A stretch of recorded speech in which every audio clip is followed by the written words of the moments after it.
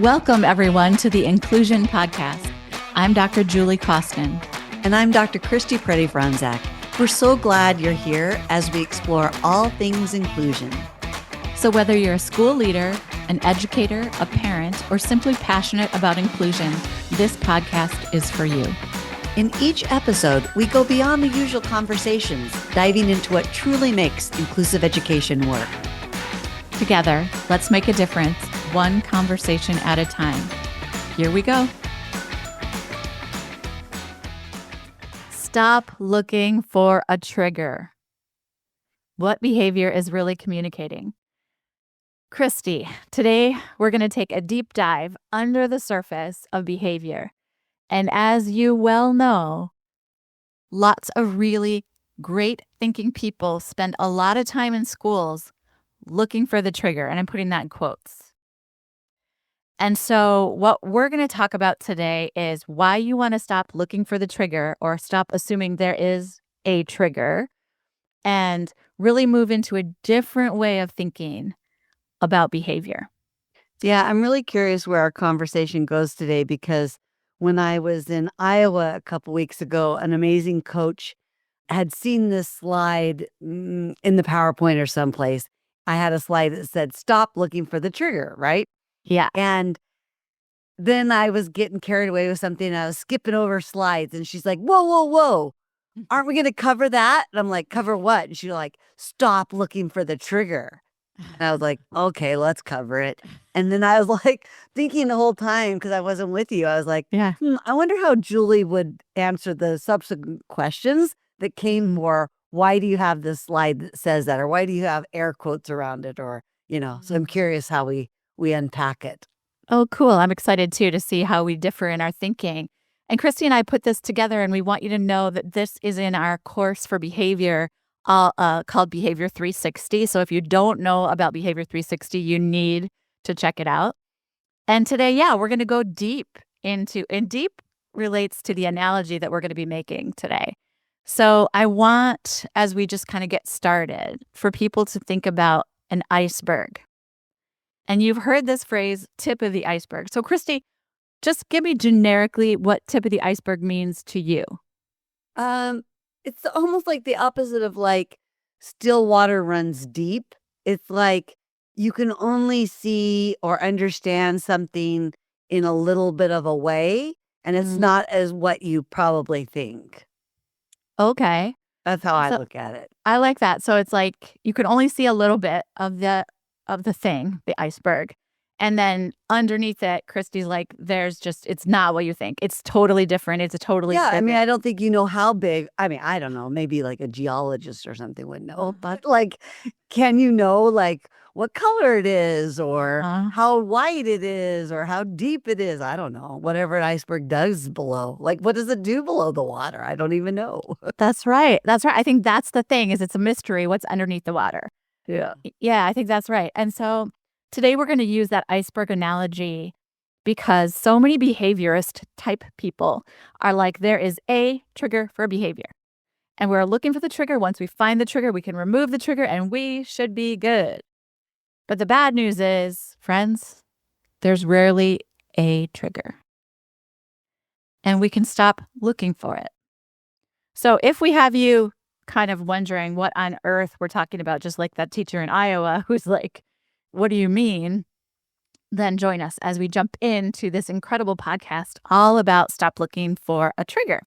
So I think it's interesting, Julie. I'm going to maybe we'll put a pin in these two things. But when Okay. you said, rarely is there a trigger, I was like, okay, I feel like I need to unpack that. So I think what you would say is there's rarely a single trigger or a consistent trigger, or it's not always the same trigger. So I think there's like something to unpack there when you say there's rarely a trigger. Then you said, if only we could find it, then we could remove the trigger. Well, that's interesting because we're not here to fix or remediate. So then my head went that direction. And then I thought about our conversation yesterday about behavior escalating and that's the real problem. So if we find a trigger, let's pretend, and you get to a behavior Mhm. It's not the behavior by itself that's the problem. It's often when it escalates. So Mhm. then the trigger didn't help anyway, unless we're Mhm. asking what triggers escalate a behavior. Anyway, Mhm. I Mhm. just, you said like two sentences and I got like in deep in my head. No, it's really cool, and I think it really brings out the complexity here because I think we try to make behavior so simplistic because it Mhm. helps our nervous system, right? It helps Sure. our nervous system to see the chaos in a classroom or to see the chaos in a particular situation and go, I can analyze this, I can find the trigger, I can solve it, and we're gonna move on." And what Christy's kind of bringing to the surface, if we're gonna use that metaphor, Haha. that yeah, is that it's different than we think. It's more Mhm. complex than we think. I did say there's rarely a trigger, meaning Mhm. a singular trigger. I did mean it's rarely the same trigger on Wednesday as it was on Tuesday. Mhm. And what we're going to tell you is that really hidden underneath the tip of the iceberg. So if you can picture an iceberg that's just got a little tip sticking out of the water, then picture a giant ice structure under the water that's, just some really wonky shape. What we're saying is whenever you see a behavior, it is almost always a lot of different things. And usually, the a lot of different things are stressors. So I'm going to pause for a second and ask Christy, have you ever behaved in a way that you're not proud of? Never. Not even 5 minutes ago. Oh, okay, great. 4 minutes and 16 seconds, actually. So Christy's never experienced this, but Yeah, listeners, but everybody else listening, you might relate to what Julie's talking about. that's right. Maybe you Mhm. yourself, as an adult human, have behaved in a way you're not proud of. And when you think about that moment, let's say you snapped at your kids or you Yeah, lost I'll it with show you. I got these flowers today okay, from that's sweet. somebody who didn't behave the way they thought they should. Oh, your husband? Yes, Oh, the that's infamous Mike.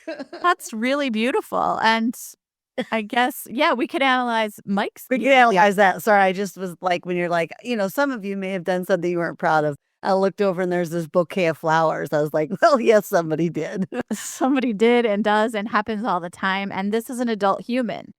And so I guess the point that we're making is a lot of times you might assume it's the last thing that happened before you lost your mind, right? So let's imagine your kid asked the 30th time, "What's for dinner?" and you lost it. You might think, "Oh, the trigger is my kid who bothers me and wants to know what's for dinner." That's the trigger. We got to fix it. Remove the kid, right? There's the answer. But yeah, get the kid out of here. No. But what you know to be true is all day your stressors were building and building and building and building and building. You were leaving your prefrontal cortex slowly all day long and working so hard to maintain control over your brain. And instead, your lid flipped at this moment, and it really wasn't your kid that was the trigger. It was all the other things, how exhausted you are, how you're tired of being the only one who decides what's for dinner. I mean, I could name a million more, but it's all those kinds of things. So, Christy, how do we put this in perspective from adult to child? So, we were just talking about adults behaving in ways they're not proud of. Can you bring that to kids in schools? Yeah, I'll just say it's two ways maybe. First, they're still human, so Oh, everybody's trying to manage the tension and stressors, so okay. that's the commonality. Then Okay. students, especially younger students or students who are neurodivergent, are Mhm. going to process all that energy and tension in different ways, and it's gonna Mm, things that we as adults don't even see or recognize anymore as a stressor, they still will. So, kids are people say, "Well, what do kids have to be stressed about? They don't have a mortgage." Well, actually, they have more to be, quote, unquote, "stressed about" because their neurological system is so immature and their brain is so immature that they don't have the coping skills that we hopefully do by the time we're, in our late 20s, 30s, 40s, 50s, 60s. So mhm. in schools, kids are still exposed to stressors, meaning they're humans and their bodies are going to have to manage, biological things, emotional things, certainly cognitive things, and they're less equipped than adults are to manage that. So so Christy, let's move to a first grader who it's time to transition to music class at 2 o'clock p.m. and they lose their absolute mind. Okay. So we're looking at them. They're having a meltdown. They're screaming. They're kicking. It's wild. And you're just looking at them like, blink, blink, what on earth? So if you're looking at the tip of the iceberg, you're just like, this kid has tantrums, pretty significant ones. And you'll pay attention to kicking, screaming, swearing, drooling, crying. That's what we usually are like. There it is. That's the thing. Okay. Lots coming out of that kid's face. Lots of stuff. Drooling. Wow. Yeah, no, I've for sure. So you're just like, this kid has lost their mind. All right. But what we want you to do is move way beyond that and pretty quickly and not look for what just happened. So a lot of times people will go, I told him to line up. Clearly, this kid hates standing in line. There it is. Let's solve the problem. No.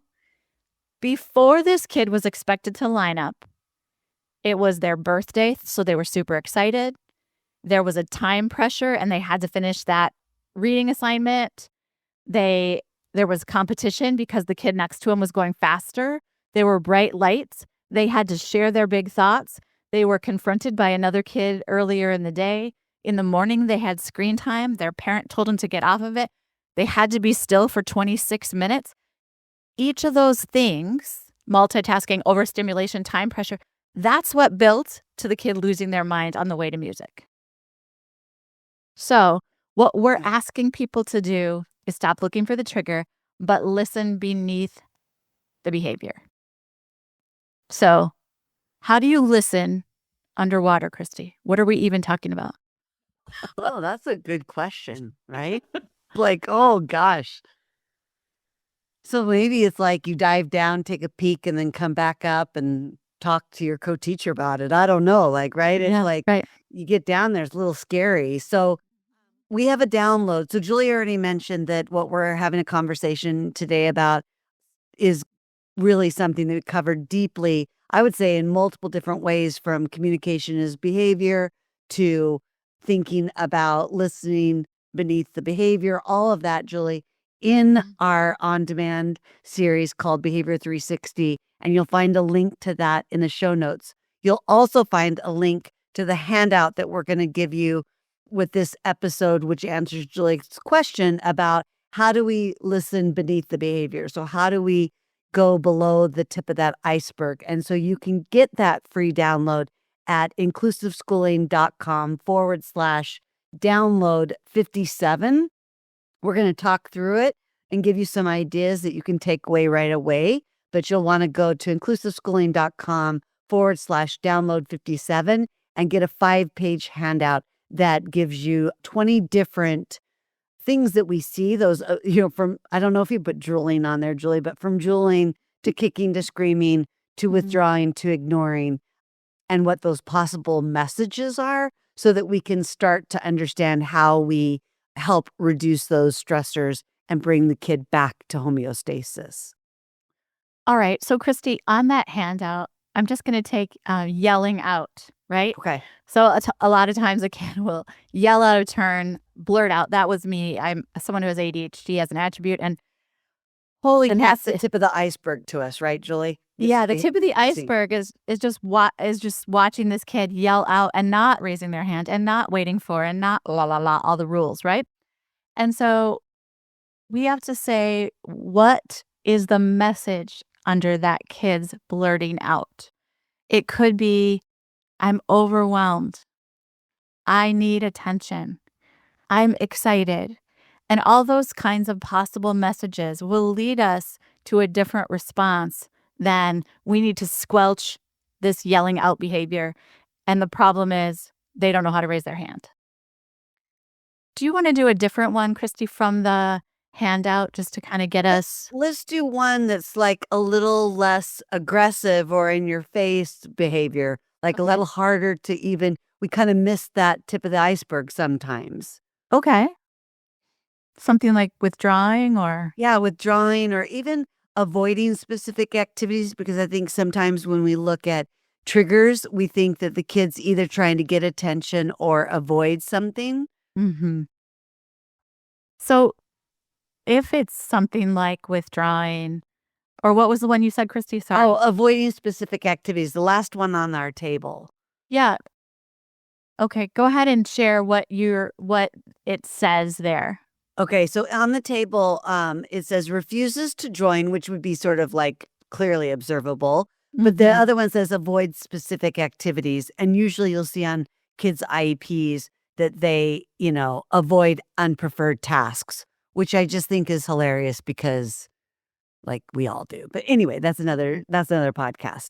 So then Uh-huh. the way to look below or listen beneath that is to say, oh, the possible message or need is the kid is feeling anxious about something. Maybe they think they're going to fail at it. Maybe they don't like the touch or the texture or the sound of it. Maybe they don't trust that they belong there because they've been criticized or they get overwhelmed. And so then the response is maybe we give them a different way to participate so they can do something by observing, or they don't have to be as near other people to participate. Maybe Mhm. some sort of gradual entry. Maybe even, Julie, that we have to fix the environment, not the kid. So we have to remove something that is, adversive to them. I love that, Christy. So, look outside the student to see what else could we be removing because we're just being curious and we're basically assuming that this behavior is the tip of the iceberg and there's so much below it that we don't necessarily have to understand. We just have to know this kid is underwater, right? Yeah, so this handout, I'm just pretty jazzed about it. I'm kind of scrolling through it. So if you want to grab this handout, you can get it for free. It's called Listening Beneath the Behavior. And Christy, tell them how to get it. Yeah, inclusiveschooling.com/download 57. And while you're there, you'll also check out our show notes and learn more about Behavior 360. Great. And so this has been Stop Looking for a Trigger, what behavior is really communicating. And just keep that in mind. It's an iceberg. There's always so much below the surface. The more we understand what's under the waterline, the more we respond with compassion and creativity. And if you want more, like Christy said, Behavior 360 is full of these strategies and they're ready whenever you are. So don't forget to download the handout Listening Beneath the Behavior. And next time that we're together, just until next time that we're together, keep listening and keep creating classrooms where every student is very comfortable. Thank you for tuning in, and don't forget to subscribe and catch up on past episodes where we share valuable insights, straight talk, and practical steps to challenge outdated special education practices. You can find every episode with the show notes at inclusiveschooling.com/inclusion-podcast to build more inclusive schools together.